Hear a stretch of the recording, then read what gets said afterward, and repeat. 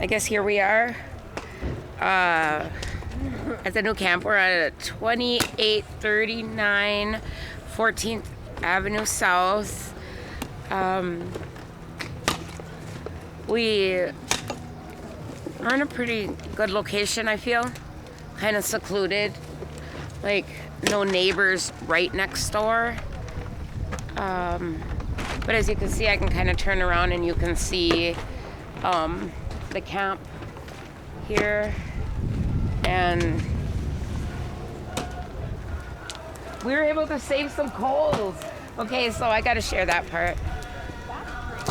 Strega went back to the fire where the fire department had put everything out, right? And she brought back, like, as of Mother Earth. That's all I can say is Mother Earth held on to those coals. And she found warm coals and brought them back. And she said, I got the prayer fire still. And so the boys lit it up. It was great. I don't know what to say about what happened yesterday. It was really scary. And it was really scary not knowing for the longest if we had forgot somebody inside or someone didn't make it out. I don't know what happened. I was at the prayer fire over there, and we were cleaning it out, and we were just hanging out. And I looked up, and I saw on top of a yurt burning coming our way. So I turned into the yurt and grabbed the fire extinguisher, and me and another volunteer went running towards the fire, and by then it had come towards us. And I went back, I looked back, and I just started yelling everybody out. I knew there was no stopping it. All I could think of is, let's get everybody out safe. And so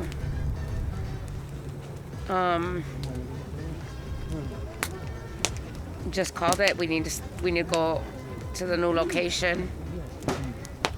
And so right away, within 4 hours, we set up camp.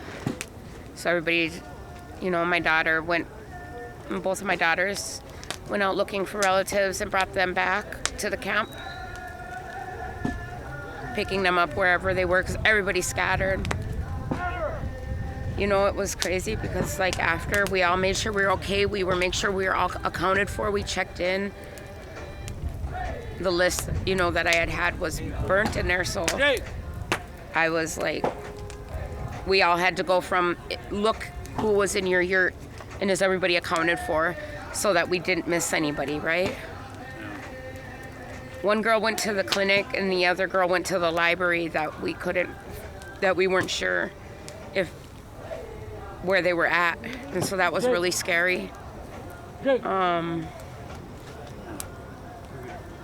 I know they said, the police were telling me to go find people and tell them that they have housing outreach to speak to take them to shelter. Outreach, I saw some outreach there. Part of me wants, well, I'm not gonna name names, but they were just standing there watching the fire and not looking for people to actually take them to shelter. Conversating with other people. Well, people were like, I don't understand. But I guess I don't need to. I don't need to understand for other people. This has been a real deep learning experience for me. And so they brought a bus, and we had like 4 people on the bus, 3 people on the bus, and no outreach went to talk to them. Like, they're literally on the bus. And that police kept telling me to go grab people and bring them to outreach. Like, where did that become my job? When did it become my job to do outreach After we experienced something so traumatic, I said, we experienced something traumatic. People are sitting over there, can't believe that their things are gone, you know? And you have no sympathy that you want me to go get them and have them come all the way back to where the fire was, where outreach is? I was blown by that one, and I seen who is and who isn't trying to help. It was hard because our people go through this traumatic experience, but yet you don't go to them. They have to come to you. What?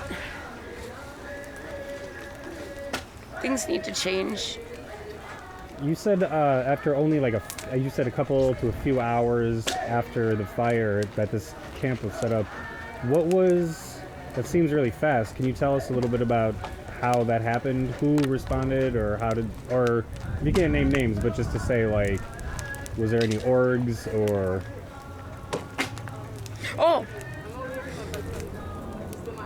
how do I explain? All I know is that we're here. And after we were here, Avivo responded, Lead responded. They brought tents and things for their vouchers for clothes for their clients. Actually, a group of girls are left over to get clothes from St. Vincent de Paul. But Avivo came through with sleeping bags. I mean, I lost track on the people. But from orgs, you know, unless it was, you know, I don't want to even name orgs, because this whole experience has been a very much of a learning experience to me, because when I started, I said stuff out loud, and now it's like society just needs to be more loving, more kind, and more sympathetic to people. You know? But we're here. We popped up tents, and then as we needed more, we popped them up. All of our residents that were over at the other camp, but just now that they kind of have the option for a little bit more privacy if there's one person that just wanted their small tent or whatnot. Couples took, you know, into their own tents, and it's warmer. It's great. We'll need some more tarps for some of the tents to make sure, you know, like when it does rain, but I think we're gonna be all right. It was crazy how community came together to make sure this happened. And then people brought blankets, like even blankets, I just washed them at home, blankets that I don't use much, like anything. And then they had, you know, I don't know, it's just very traumatic. But by the evening,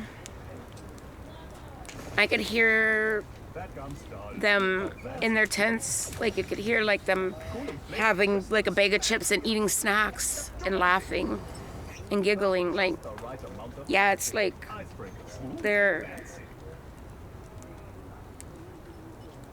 strength and their resilience. But then it's also, this isn't their first roller coaster or their first, you know, rodeo, they say, or whatever. They've been through this, you know, but probably not with as much help as they have now. So it's like I keep saying, you know, we're not going anywhere, and we're only growing. We have approximately 50 people in this camp left. Let's sit at the table. Don't leave us out no more.